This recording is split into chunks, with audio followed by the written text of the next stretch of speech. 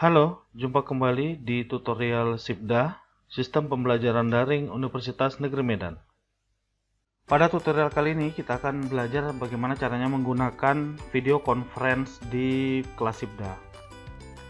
SIPDA Universitas Negeri Medan telah dilengkapi dengan add-on berupa video conference Big Blue Button, yang mana ini merupakan tambahan aplikasi dari Moodle yang dapat digunakan sebagai aplikasi melakukan video conference menggunakan SIPDA. Big Blue Button merupakan sistem web conference pada pembelajaran online yang tujuannya adalah memungkinkan pengajar secara efektif melibatkan mahasiswa jarak jauh untuk saling mendukung dalam pembelajaran, baik penyampaian secara satu arah maupun kolaborasi antara mahasiswa dengan pengajar. Big Blue Button dapat dilaksanakan secara real time, termasuk menggunakan whiteboard, audio, video, kemudian penyampaian presentasi dan lain-lain. Untuk menambahkan menu video conference, pertama-tama tentukan pertemuan yang ingin ditambahkan kegiatan video conference, misalnya ini di pertemuan 1. Lalu pilih Big Blue Button, klik tambah.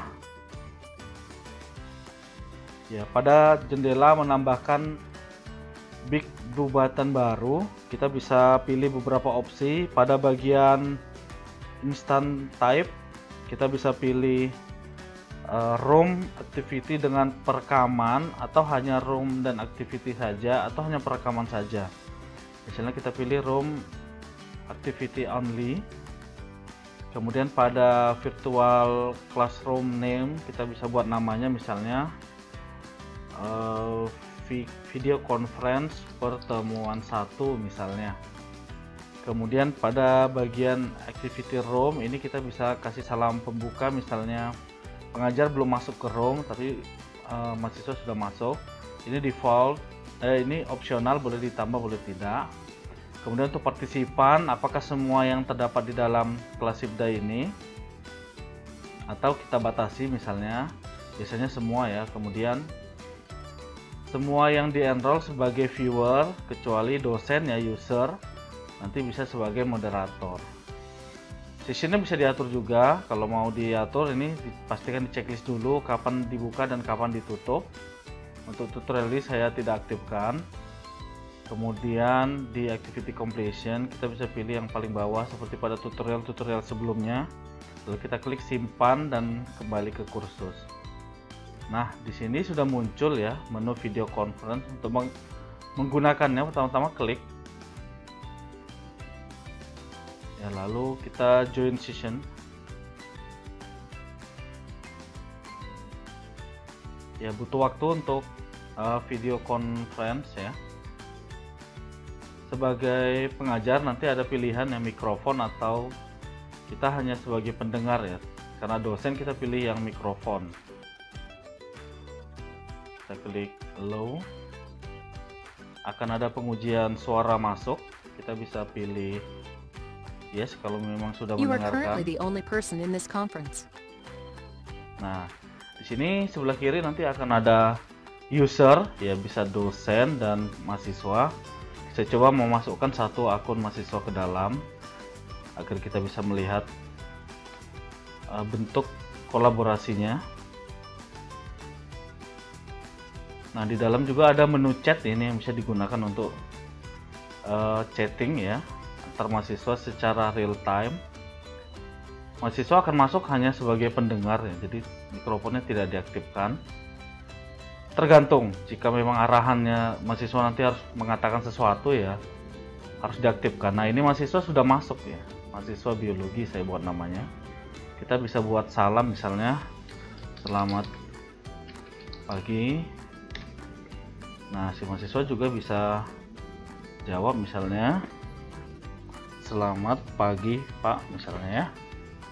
Nah, masuk nih sini kita dapat apa namanya, melakukan chatting secara real time. Lalu menu lainnya apa? Kita bisa menggunakan menu penyajian PowerPoint. Kita bisa klik ini ya, action, kemudian upload a presentation, lalu kita klik browse ya. Kita bisa drag juga ya, bisa browse, kita bisa pilih terserah file yang mana. Nih saya udah siapin satu aja. Nah, untuk Big Blue Button dia punya versinya sendiri ya, tapi direkomendasikan yang PDF. Kalau kita upload yang PPT dia akan convert, maka kita klik upload. Nah, jadi butuh waktu untuk mengupload dan mengconvert.